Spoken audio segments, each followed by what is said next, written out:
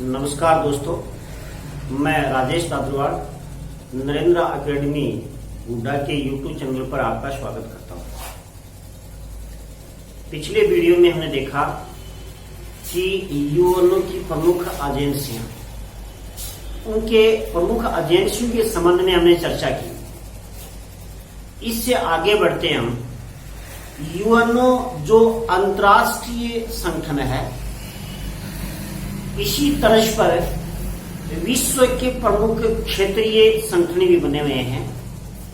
ध्यान रखिएगा कि क्षेत्रीय संगठनों की आवश्यकता इसलिए हुई कि विश्व की परिस्थितियां अलग हैं और एक क्षेत्र विशेष की परिस्थितियां अलग होती हैं।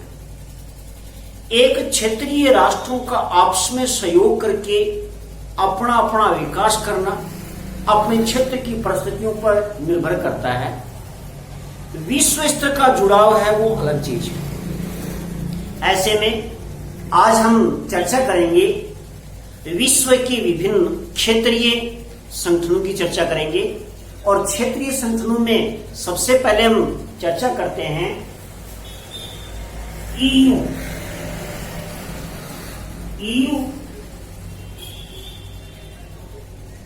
यूरोपीय संघ बहुत अच्छा टॉपिक है, बार बार यहां से प्रश्न भी उठते हैं। ईयू की चर्चा करने से पहले हम एक बार नजर दौड़ाएंगे द्वितीय विश्व युद्ध की समाप्ति के पश्चात यूरोप महाद्वीप की परिस्थितियां कैसे बनी, यूरोप महाद्वीप की आर्थिक स्थिति कैसे हुई, इस संबंध में चर्चा करेंगे। इस संबंध में चर्चा से आगे बढ़ाएंगे ईयू का गठन क्यों किया गया, ईयू के क्या क्या कार्य हैं, ईयू अंतरराष्ट्रीय क्षेत्र में किस प्रकार से कार्य कर रहा है। सबसे पहले देखते हैं ईयू के रूप में। देखिए 1939 से 1945 इसी काल के दौरान एक युद्ध हुआ था, द्वितीय विश्व युद्ध हुआ। द्वितीय विश्व युद्ध में यूरोप महाद्वीप इससे पहले एक समृद्ध महाद्वीप के रूप में था, चाहे वो धन संपदा की दृष्टि से देखें, संसाधनों की दृष्टि से देखें, तकनीक दृष्टि से देखें। लेकिन द्वितीय विश्व युद्ध में इस यूरोप महाद्वीप की कमर टूट गई। ध्यान रहे, द्वितीय विश्व युद्ध के बाद में यूरोप महाद्वीप दो भागों में विभाजित हो गया। एक था पूर्वी यूरोप और एक था पश्चिमी यूरोप, पश्चिमी यूरोप। दोनों यूरोपों की चर्चा करेंगे। हमने देखा द्वितीय विश्व युद्ध के बाद में दुनिया में एक युद्ध छिड़ गया और उस युद्ध को नाम था शीत युद्ध, कोल्ड वार के रूप में जाना जाता है। इस युद्ध का अखाड़ा रहा है यूरोप महाद्वीप।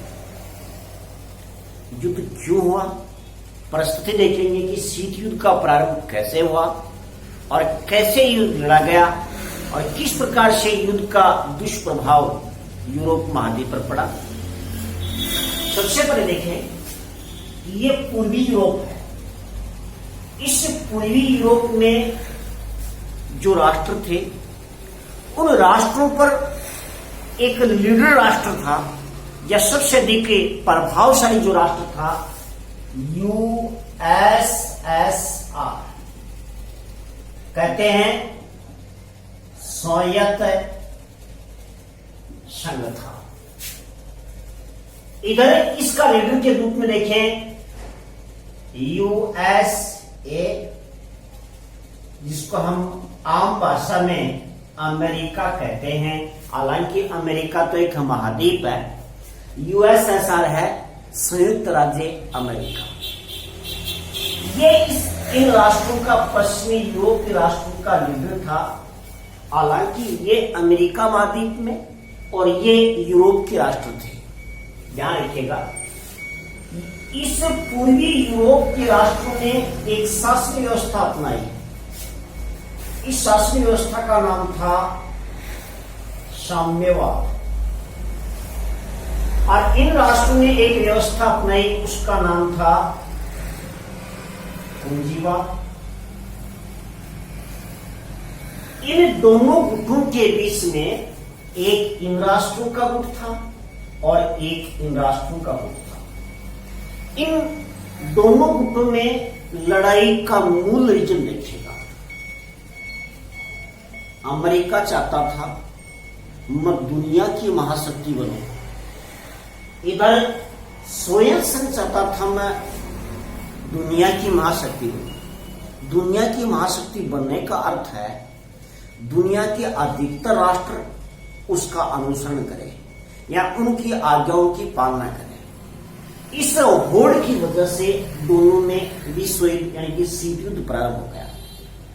देखिएगा, इन साम्यवादी एक शासन व्यवस्था है, एक शासन व्यवस्था है और ये भी एक क्या है, शासन व्यवस्था है।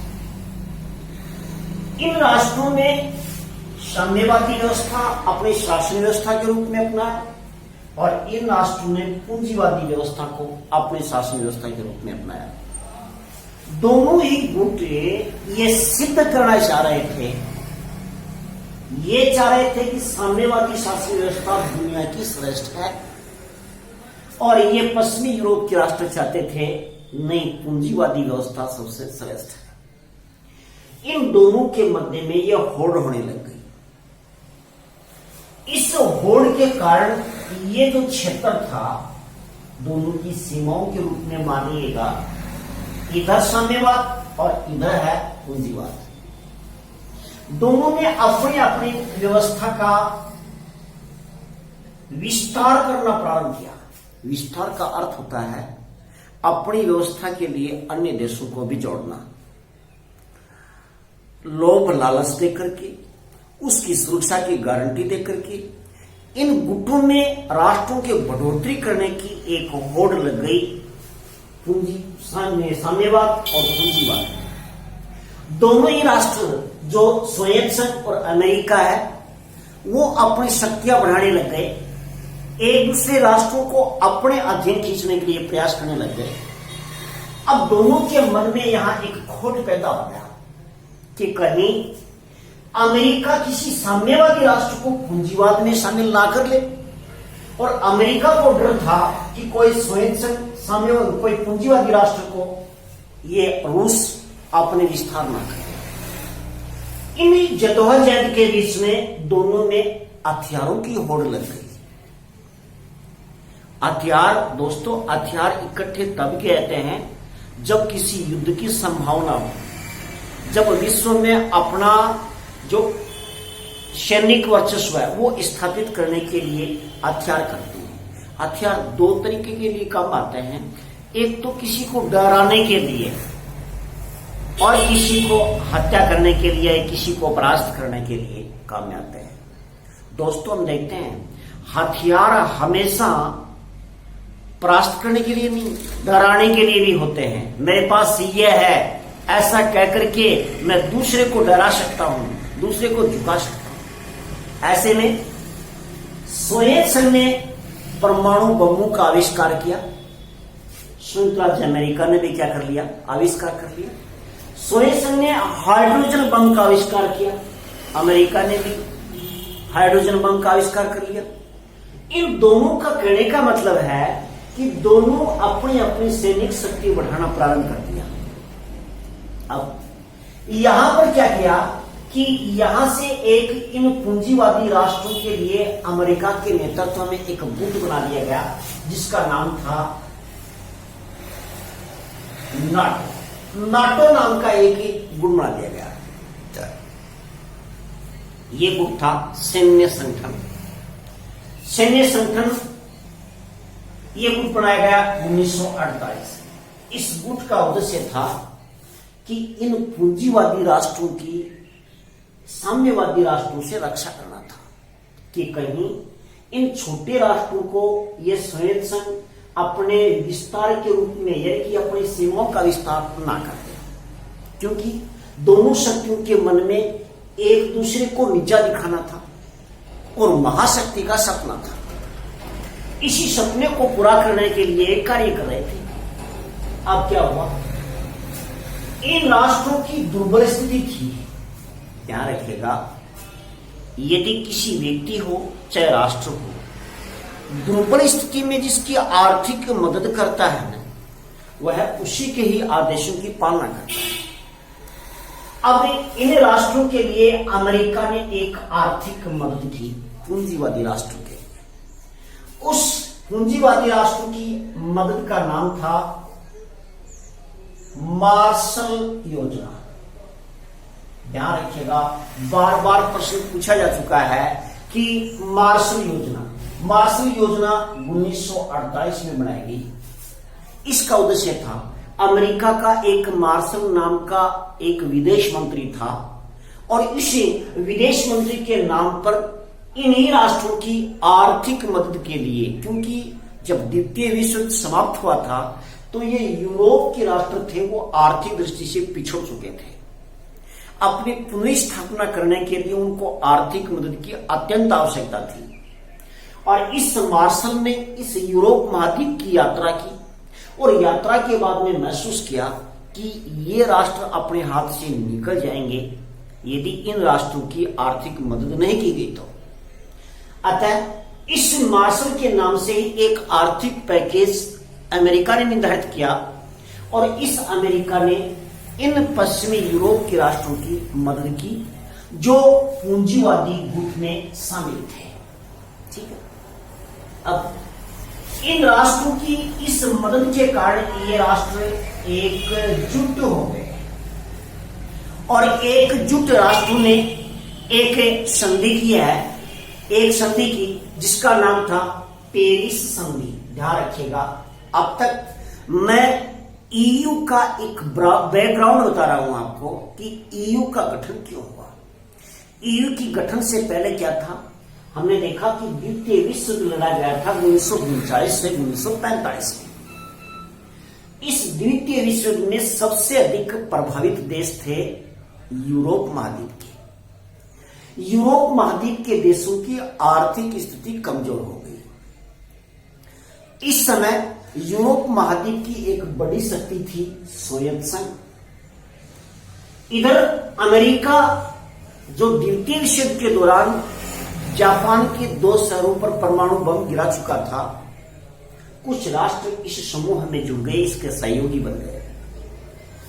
इन दोनों राष्ट्रों में आपस में एक दूसरे की कटाक्ष करने लगे और विश्व में उभरती हुई शक्ति दोनों में होड़ लग गई कि मैं अधिक शक्तिशाली, दूसरा कहे मैं अधिक शक्तिशाली। और शक्ति के लिए दोस्तों 2 चीज होती है, एक तो आर्थिक बल होता है और एक सैनिक बल होता है। अब दोनों ही राष्ट्रों में दोनों चीजों की होड़ लग गई और तीसरी उनकी विस्तारवादी शासन व्यवस्था। इसकी साम्यवादी व्यवस्था थी। दोस्तों बता दूं मैं आपको, साम्यवादी व्यवस्था और पूंजीवादी व्यवस्था में फर्क क्या है। साम्यवादी व्यवस्था वो होती है, एक कहावत है, एक सबके लिए और सब एक के लिए। अर्थ हुआ कि सभी लोगों को समान रूप से आर्थिक विकास करना है। जैसे उदाहरण है, यदि हम किसी समाज में रह रहे हैं और समाज में कुछ लोग पिछड़े हुए हैं और हम उस समाज के पिछड़े हुए लोगों की कुछ मदद करके अपनी बराबरी में लाने का प्रयास करते हैं, इसका मतलब यह है न तो समाज में कोई अगड़ी है और न कोई पिछड़ा है। ऐसा साम्य समाज की स्थापना करने के उद्देश्य वाली तो है साम्यवादी व्यवस्था। दूसरी है पूंजीवादी व्यवस्था। इस पूंजीवादी व्यवस्था का एक उदाहरण है, जैसे एक लाइन में धावक खड़े दौड़ने वाले और धावकों में प्रत्येक का लक्ष्य यह है कि मैं फर्स्ट हूं, दूसरे का भी लक्ष्य यही है कि मैं सबसे प्रथम हूं। इसी के लिए यह पूंजीवादी व्यवस्था होती है। इसमें होता क्या है, व्यक्ति को अपने आर्थिक कार्यों के लिए फ्री छोड़ा जाता है। वो अपने कार्य से, अपनी बुद्धिमत्ता से अन्य से अधिक कमाने का प्रयास करता है। ऐसी व्यवस्था में प्रत्येक व्यक्ति जो अधिक श्रम करता है, अधिक मेहनत करता है, वो इसमें आगे निकल जाता है। मतलब उन धावकों की लाइन है जो इसमें अधिक दम लगाएगा, अधिक दम रखता है, वो इसमें आगे निकल जाएगा। ये व्यवस्था होती है पूंजीवादी व्यवस्था। और इसमें जो पीछे रह जाता है उसको बराबर लाने का प्रयास रहता है। इसमें जो आगे निकलेगा वही संसार है, पीछे रह गया उसकी किसी रूप में मदद नहीं की जाती। तो ऐसे में इन दोनों समूहों की एक टकरार हुई, और टकरार के लिए दोस्तों जो प्रथम और द्वितीय विश्व युद्ध का भुक्तभोगी राष्ट्र थे, उनके मन में सीधी आशंका यही आती है कि कहीं अगली बार युद्ध का सामना न करना पड़ जाए। तो अपने आप को सुरक्षित करने का दोनों समूह प्रयास करने लग गए। अब ये पूंजीवादी राष्ट्र हैं, इन्होंने एक गुट बना लिया नाटो नाम का। नाटो गुट इन पश्चिमी राष्ट्रों की, इन पूर्वी यूरोप के राष्ट्रों से रक्षा करने का उद्देश्य है। ध्यान रहे कि इन राष्ट्रों ने जब नाटो बनाया तो डर तो साम्यवादी राष्ट्रों की भी था। इन साम्यवादी राष्ट्रों ने 1955 में एक संगठन बनाया था, नाम था वार्सा पैक्ट। वार्सा पैक्ट नाम का एक संगठन बना लिया इन राष्ट्रों ने। इसका मतलब है अब शक्ति संतुलन है।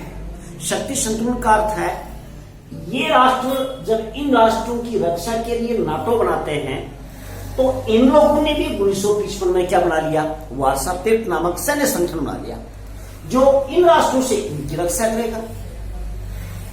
धीरे धीरे सिलसिला चलता रहा और जैसे ही द्वितीय विश्व या शीत युद्ध समाप्त हुआ 1991 में, तो यह वार्सा पैक्ट समाप्त हो गया क्योंकि यूएसएसआर के जो राष्ट्र थे वो बिखर गए।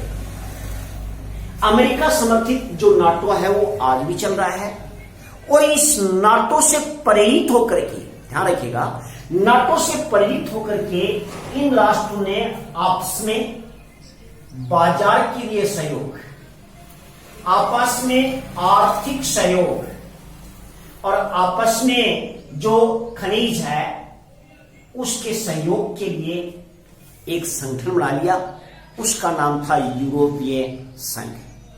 यूरोपीय संघ से प्रमुख है, उन्होंने एक इस्पात का और एक कोयला, उस खनिज पदार्थों के लिए एक दूसरे राष्ट्र के सहयोग के लिए एक संगठन बनाया था। अब उसकी सिलसिलेवार हम उसका अध्ययन करेंगे। देखिएगा, सिलसिलेवार अध्ययन के रूप में ये तो हमने पूर्व की वो बातें बताई हैं जिस वजह से ईयू का गठन करने में मदद मिली है, या जो आर्थिक रूप से पिछड़े हुए राष्ट्र हैं वो पिछड़ापन का क्या कारण है, मार्शल योजना क्या है, नाटो क्या है और वार्सा पैक्ट क्या है। इस प्रकार के संगठनों के बारे में चर्चा की। अब ईयू के रूप में देखेंगे इसकी गठन की प्रक्रिया। ध्यान रखिएगा, शुरुआत में सीधा ही ईयू नहीं बना था। ईयू से पहले एक संधि हुई थी जिसको बोलते हैं पेरिस संधि। ये हुई 1951 में। ध्यान रखिएगा, बहुत अच्छा प्रश्न है। 1951 में एक संधि हुई थी जिसका नाम था पेरिस संधि थी। ये संधि क्या हुई, पश्चिमी यूरोप के 6 राष्ट्र, इन 6 राष्ट्रों ने आपस में एक समझौता किया। उस समझौते का नाम था पेरिस संगठन। उस पेरिस संगठन में एक समझौता किया गया कि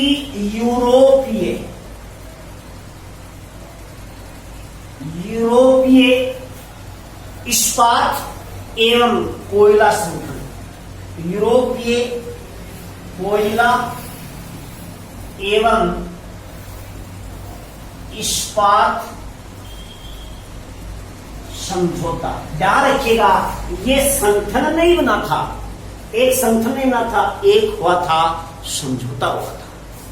हम इसको शॉर्ट नाम से जानते हैं। यूरोपीय का मतलब है पी है, कोई को सी एवं इस्पात ई आसुन। समझौते का अर्थ होता है कॉर्पोरेशन, मतलब एक संगठन बना, एक समझौता हुआ, ईसी नाम से एक संगठन बनाया गया। ईसीएस इस्पात एस, ईसीएससी के नाम से एक संगठन बनाया गया था, यूरोपीय कोयला एवं इस्पात समझौते के नाम से। ये 6 राष्ट्रों के मध्य एक समझौता हुआ 1951 में। इसका उद्देश्य था, ये 6 राष्ट्र आपस में कोयला और इस्पात के लिए एक दूसरे की मदद करेंगे। अब धीरे धीरे इस समझौते के आधार पर कार्य करने लग गए। कार्यों के बाद में इनका आपस में एक निर्यात समझौता था। निर्यात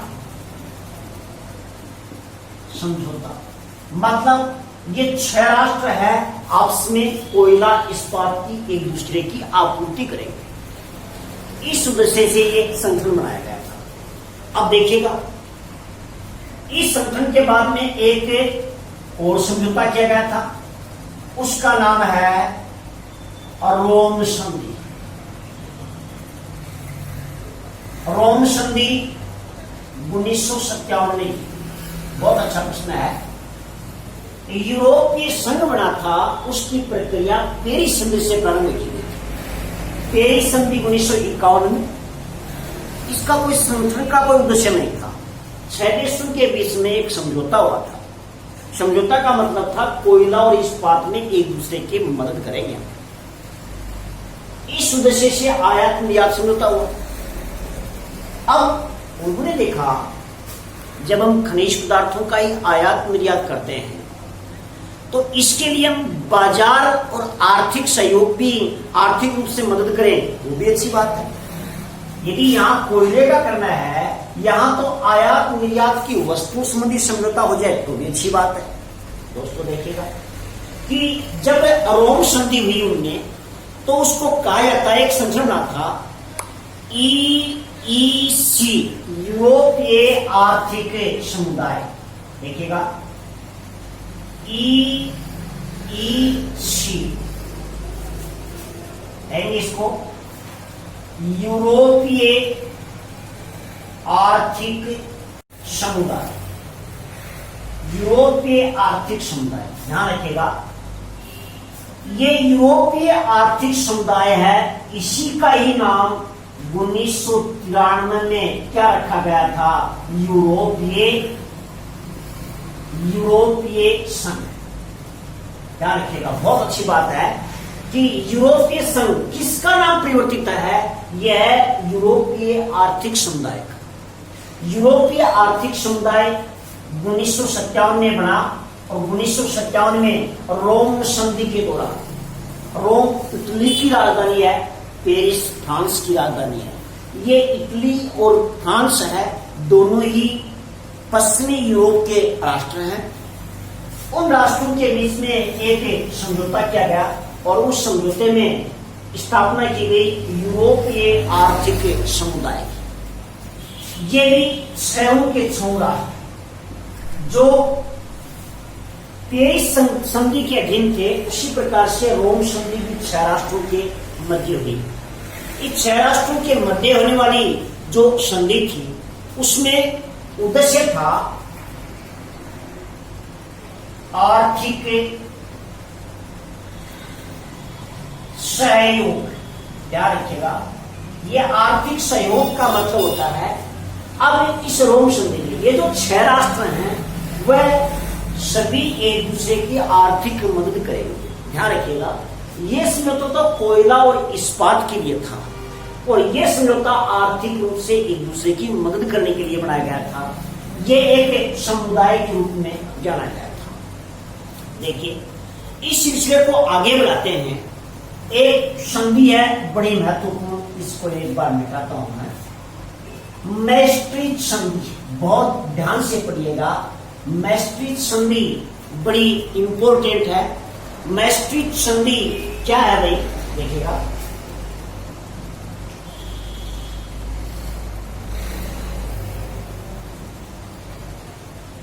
मैस्ट्रिच संधि, ये मैस्ट्रिच संधि 1991 में, ध्यान रखिएगा दोस्तों, 1991 में क्या हुआ? हमने इससे पहले पढ़ा था शीत युद्ध। हमने पढ़ा कि ये युद्ध समाप्ति के पश्चात 1945 में प्रारंभ हुआ और 1991 तक चला था। 1991 तक जो इन दोनों गुटों में संघर्ष चला वो संघर्ष समाप्त हो गया, क्योंकि 1991 में जो सोवियत संघ था वो एक देशों का एक समूह था और एक शक्तिशाली राष्ट्र था। अब 1991 में इन राष्ट्रों के 15 राष्ट्रों के रूप में विभाजन हो गया। आपको पूछा जाए कि इस राष्ट्र का जो उत्तराधिकारी था वो था रूस। सोवियत संघ पूर्व का क्या है? रूस का पूर्व नाम क्या था? सोवियत संघ। और 1991 में इसका उत्तराधिकारी रूस, क्योंकि इसमें 15 राष्ट्र क्या हुए? अलग हो गए।